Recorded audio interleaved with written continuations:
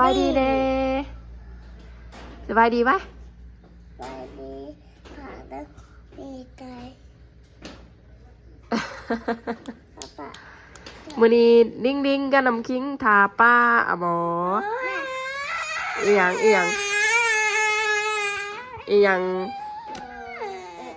บอกอีดาสิเว้าเองบ่บ่ลูกเป็นหยังกระตื่นแต่นอนเด้อพี่น้องอีหยังเอาไหมอีดาสิสบายดีปลาลูกน่ะก็บอกปลาลูกเองบ่ลูกบ่ฮะจะสิบอกปลาลูกเองบ่อ่ะสบายดีเอามาสบายดีไหมสบายดีเอาไว้โอ้ยใส่ปั่นกันมาเอาบ่แม่บ่ดุอันนั้นป่าอันนั้นไปอันนั้นต่อเขตป่าจิตอันนั้นจิตอันนั้นแม่พักป่าซื้อหมักไหมมาให้ไม่ดีปั่นยิ่ง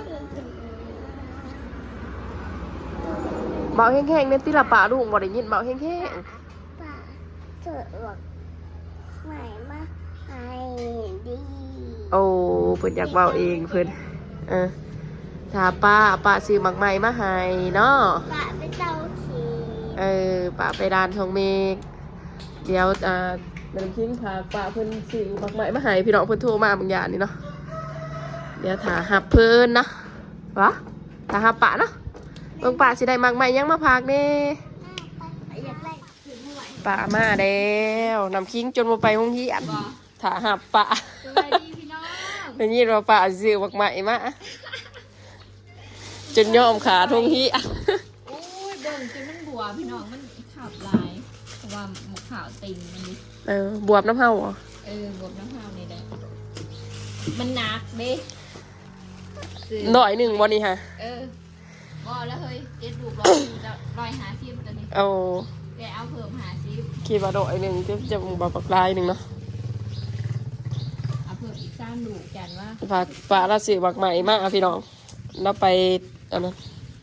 ไปส่งมีดพี่น้องไปส่งมีดโอ้โหว่าข่อยอันนั้นนะคะเป็นยังข่อยห้ามเสื้อผ้ามือสองมาขายเนี่ยเหรอฮอดอ่ะวะฮอดได้ผ้าก็ฮอดไปเอากับอะไรสั่งใช้ปานจะไปเอาอยู่ไซที่ส่งมีดขนาดสั่งลงมาส่งมีดเลยโอ้คือสั่งนกไก่แต่จะได้สั่งจะคือว่าสั่งนกมาผิดโดนโอ้กระล่องคือได้ล่องลงสองเพราะว่าที่ไปอยู่แล้วเลยบ่ก็ได้เอาลงหัน20 โลนึงสั่งมาในไทยบ่เป็นเจียพาเด็กหน่อยได้ผู้ใหญ่ผู้ใหญ่ของผู้เฒ่าเสียแค่นี้จังสิวะเสียแค่สัตว์แต่มันเป็นเสียพาเงินสองงานกระสอบป่ะงานกระสอบแต่ว่า20 โลนะเขาแบ่งขายคันจะเอาตัวไหนก็3,000ไป4,000มันเสียตัวมันดีแน่ค่ะนะมันกระตองคุณเนี่ยก็ได้ล่องเอามาขายอยู่เพื่อนนั่นแหละแต่ผู้เฒ่าผู้แก่นะพออยู่บ้านเขามันมีเด็กหน่อยเด็กหน่อยเพื่อนหน่อยได้ดุนกับเพื่อนหน่อยไม่ได้ผู้เฒ่าอยู่บ้านก็เลยล่องเรือพาผู้เฒ่าราคาที่ถือ3 ตัวตัวละ50 บาทตัวละ30,000สิ9,000สิแต่ว่าประธานเห็นสินค้าบ่ประธานอยากคิดไว้ก่อนมันอยากงานนั้นแน่มันอยากเสี่ยงในงานกระสอบขณะคนสร้างเนี่ยเสือเด็กหน่อยยังใส่บุพเพทลายเสือนี่เอามาใส่เองเบิดแต่ว่าลายตัวอยู่ได้ไปเดือกเบิ่งไหมเสือนี่เอามาใส่ดินใส่ยังนี่คันเด็กความหมาย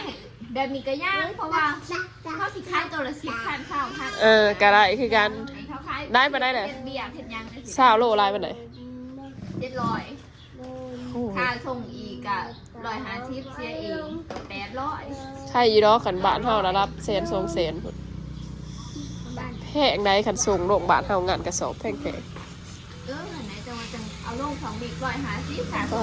แต่ว่าจะไปเอาอีกไปเอาอะไรแบบนี้ก็ไม่ใช่หนีเลยเอามาบ่ได้ก็พังเบิ้งค่ะเบิ้งช้างเข้ามาเข้าสิส่งมาหอยผีเขาคนส่งคณะมึงมีเวลาไปราคามันแพงมั้งคันมันแพงกับโบเกินในเซนปลายนี่แหละคันมันแพงก็สิแปลเองว่ะสิแปลเองแต่ดอกบ้าลองเบิ่งนะเพราะเที่ยวส่งมีอยู่เนี่ยใช่ได้ยังเนี่ยเราพาเอาแอปเปิลในกระบะองุ่นปะใช่หมากลำใหญ่ จะอยู่พุทธ โอ้อันไหนอันนี้ฮะ100บ่นี่ฮะ หน่อยหนึงได้ๆนะ ลายๆดี เฮียกันตีไปเด่นบ้านติ๊กเลย เดี๋ยวเราบ่ครัว เนี่ย เดี๋ยวครัวผู้ใดจักสิไปอื่นจังบ่อยากมาเสียพามาหอดจักสิไปเด้อ ไปต้องไปเดือนนะ ข่อยก็สั่งเสืองานกระสอบมาขายงานงานแบบงานคือข่อยใส่นี่แหละมาสิเอาไปลงขายตลาดยามหนาวหรือว่าจังใด เอาไปโดนแล้ว แต่ว่ามีแต่ตัวงามๆได้ไปเดี๋ยวเบิ่งเลยแบบมันใช่ได้ฮะ แบบไหน ตัวละ30,000หนึ่งใน25,000หนึ่งในนี่ มือหนึ่งแล้วมือสอง มือสองแล้วเนาะงานกระสอบ โอ้งั้นก็ เออ มือสองแต่ว่าอันนั้นมันงานกระสอบมันก็มีได้สอบได้เฮ้ยสอบแบบเกรด A สอบจังซี่บัดเนี่ยสอบแบบอุ้ยปุ้ยสอบแบบงามสอบแบบ เอาไปโลด อันนั้น เข้ามาอยู่ตลาดนั้นมีคนขายอะไรอยู่นะ โอ้ยขายลายผูด บ่อย ลายอีเดียโลมีแต่เสียผ้า เอามาโพสต์ดีเด้คอยโพสต์ขายกับพอไหล ขายอีดอกเคยโคตรขายก็พอได้ เอามันถือเด้แต่บางใหม่พี่น้องมักใหม่มันถือดี โอ้ขักแล้วเฮ้ยเนาะ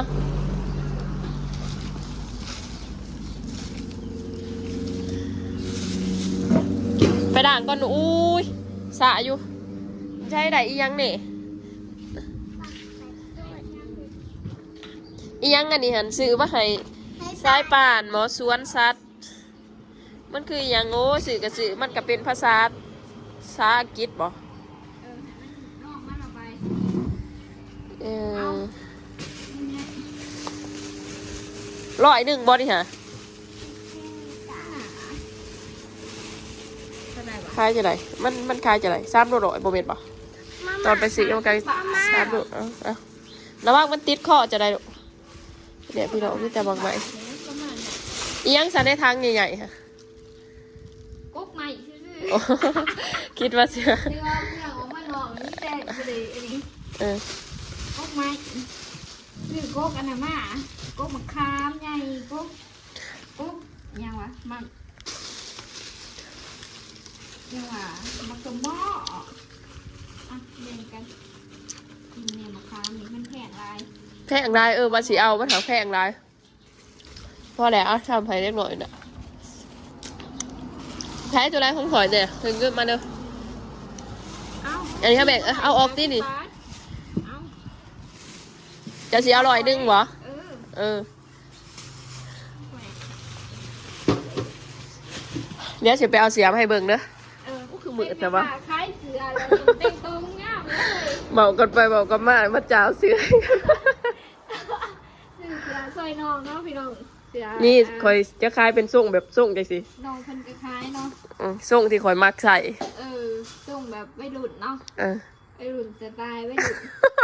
ไปกับพี่น้องเอาไปใส่เบิ่งเนาะพี่น้องปกติกับใส่แต่เสือยืดธรรมดาเสือบ่เคยหน่อยนะสิใส่ชุดแบบนี้หน่อยที่สุดเลยเพราะว่าบ่ค่อยมีเสืออะไรก็บ่มั่นใจในตัวเองว่ามันสิคือนะมันสิงาม แต่ว่าจะสิใส่ได้บ่ล่ะเขาว่า ได้เสือมันยืดอยู่ อ่า นี่ก็มีมาจากสีเนาะจักอีหยังพี่น้องเสือไม่หลุดเดี๋ยวนี้เนาะเอาลองตั้ง เข้าใจบางอย่างนี่เข้าใจผมบ่ถือ เป็นมา เออ เล่นเนาะ แกโค้งข้อข้างล่างข้อข้างล่างมา มาจากที่ อันนี้มันก็จะออกช่วงแบบแท็กซี่อันนี้จะสิไปถูกจำได้เลยนี่นี่มันก็จะเป็นช่วงแบบ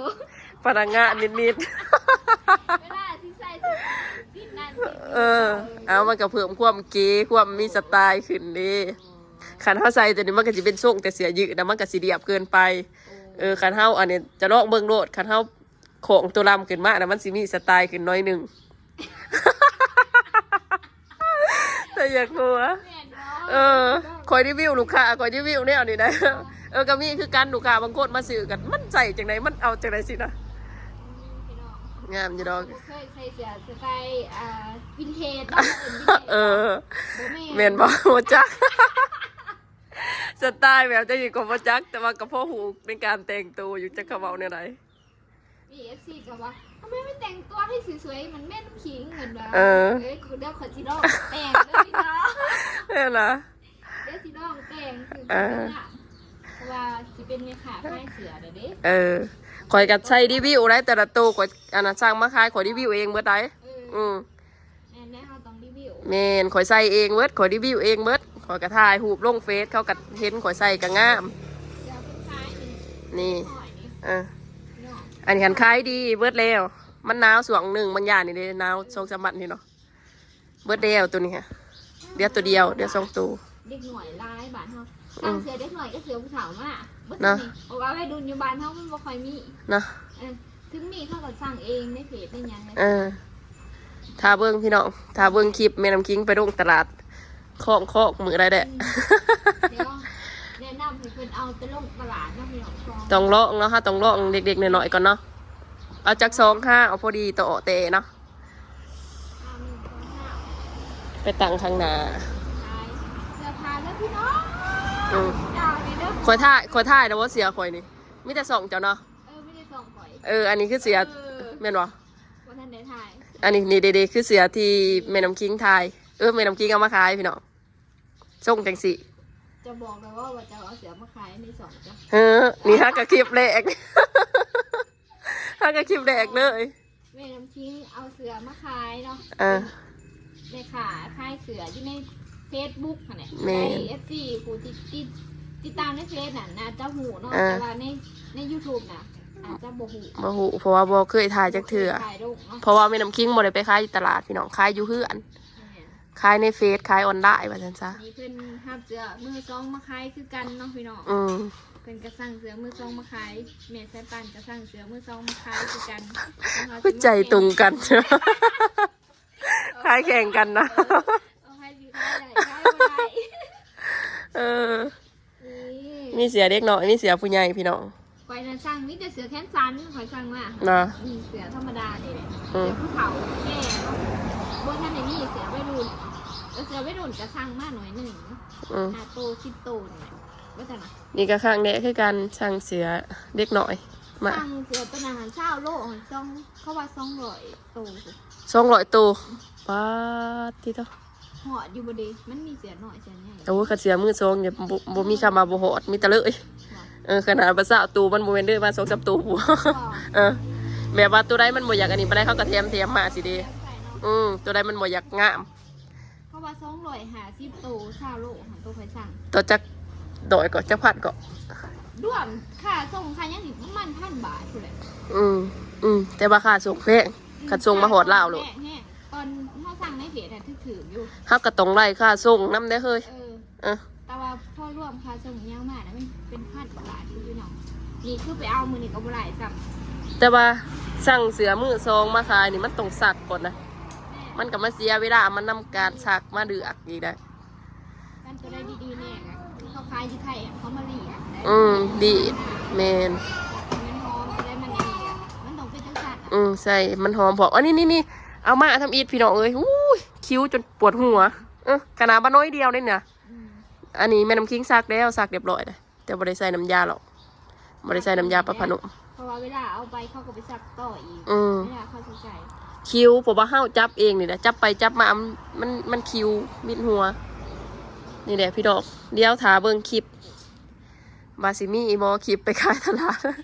กาซิมีอีกแล้วเนาะ ตลาดนัด เพราะว่าเจ้าน้อยมันหนาวนะพี่น้องอันนี้สร้างได้เสียกันหนาวมาได้นี่นะนี่เสียเด็กหน่อยหมูสะคิงมาเห็นก็งามไม่ได้งาม ลงตลาดโดดเขาหนามกันแล้วเขาไปขาย เนาะ ย่ำก่อนบ่ได้ไปพ้นเขาค่ะ แล้ แล้วว่ามันไปตอนช่วยแต่ก็ไปตอนสาวข้าวเดียวแบบไปข้าวเดียวประมาณอะไร เนาะ ไปเบิ่งดูค่ะ ขอสิห้าเอาก่อนบ้างขอสิเข้าเฟซอีกก่อน ขอพระท่านสั่งห้า อ้าวตัวเองคุณนี่ก็สันนี่เราก็จะได้ อันนั้นหันบอยืดใบซื่อๆอันนั้นเซอันนั้น80,000นะคะยืดใบซื่อๆแต่เอ็นไปเอ็นมาอยู่กลัวมันบ่ทนมันต้องเป็นห้าเอาเล็กห้าเอาเนี่ยนะ ไปซื้อเอง นะ ปักเซ่โอ้โห ว้าวธุรกิจนะ ธุรกิจเราต้องลงทุน ต้องมีการลงทุน ต้องลองเนาะต้องลองพี่น้อง เขาจะเป็นไม่ขาพอขาลง แต่ว่าเบาเรืองเสือแฟชั่นตัวแม่น้ำคิงเอามาขายนี่ตัวเอือดาวเดือกเบิ่งนี่ส่วนได้มันสิเป็นเสือยืดนะพี่น้อง สื้อยืดเสื้อนี่มันก็คลายได้อยู่แต่ว่ามันค่อนข้างที่จะคลายยากแต่ว่าคลายมาอันนี้ก็ประมาณ7-80 ตัวแล้วแหละแต่คลายมาอันนี้แต่เดิมคลายกันหน่อยโมเมนต์3 เดือน 4 เดือน 7-80 ตัวบางทีมันก็บ่ได้คุ้มแต่ก็เพราะมีแต่ลูกค้าเก่าผมได้ซื้อลาเอ้ยบ่ได้นัดพอแล้วเอารถออกไอ้รอนเพิ่นมาแต่ปนเขาเนาะ ซ้ำหายมันก็ใช้ได้เลยสมัย บ่แต่ก็บ่ป้าไว้ดอกก็สิสั่งมาเรื่อยๆสั่งมาอยู่เอาแบบสต็อกน้อยนึงหั่นแหละ เอาไปหอยโรคตลาดนะ เนาะ 70 โอ้ แค่นี้ สองสาวผู้สูบรถอันนั้นปีกรถให้พ่อโอ้โหเก่งเว้ยโอ้ซอยกัน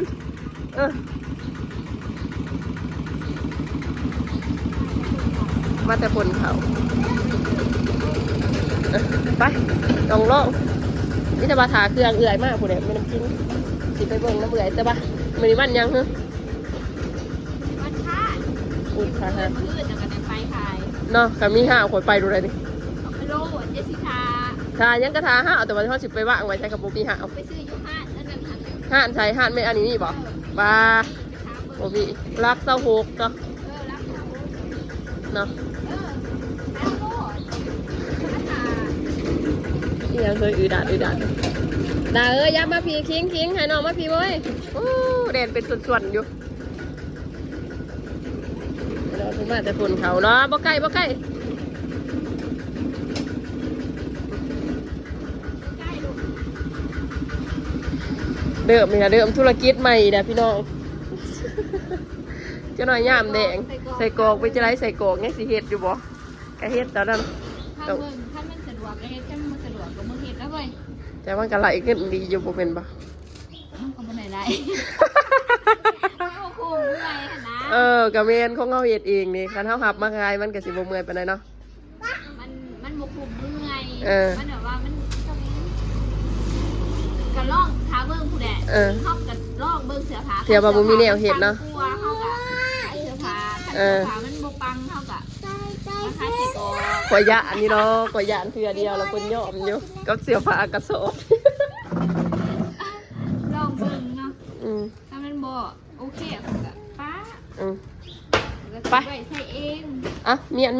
ลูกเมียนต้องลองพี่น้องต้องลองหาแนวขายหาแนว เท่าไหร่วะ เสริมบวกมา 50 บาท จะบวกดูได้ผมประจักษ์ อันนี้50 บาทร้อยหนึงคิดว่านะนี่ร้อย ซื้อบักใหม่มาปั่นกันพี่น้อง 250 ซื้อมาแต่ ตรงนี้ผมมันจังถือ 250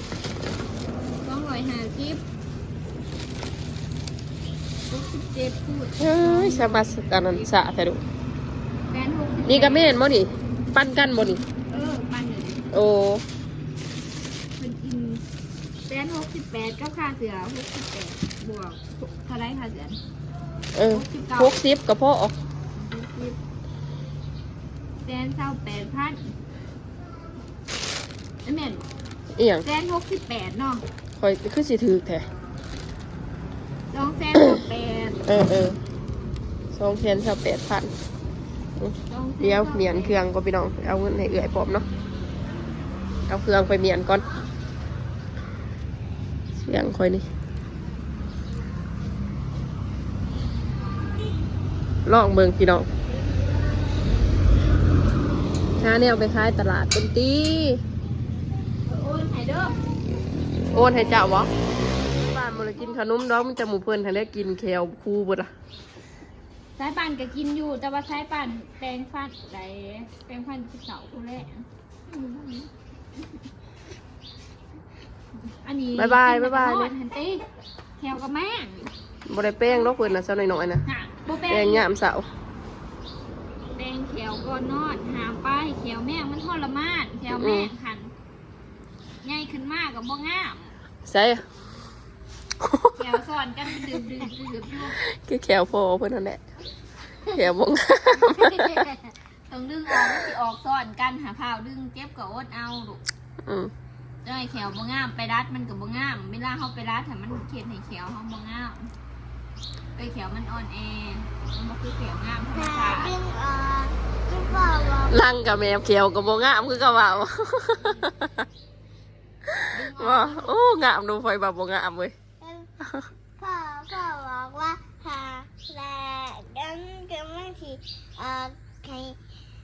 หางดึงออกเดี๋ยวมันสิโยกเกะคือแขวอีพอ พอมันยังโยกเยกแต่ว่าสิปงสอดใส่สอดครัวหันตีเจ็บก็อดเอาลูกมาเล่นดึงออกเด้อดึงแห้ง อย่าได้ ๆ ดิ มันสิออกแหละดึงน้อยนึงมันก็ออกแล้ว แขวโมกินกี่ได้เองใช่แขวเบือกนี้ใช่ไหมตัวนี้กันหนาวละ มันเน่าลายจะทรมานได้เวลา ใช่แขวจ้ะโอ้แขวผู้นี้ยังงามอยู่แขวผู้นี้ฮะบายป่าเมื่ออะไรบ๊ายบาย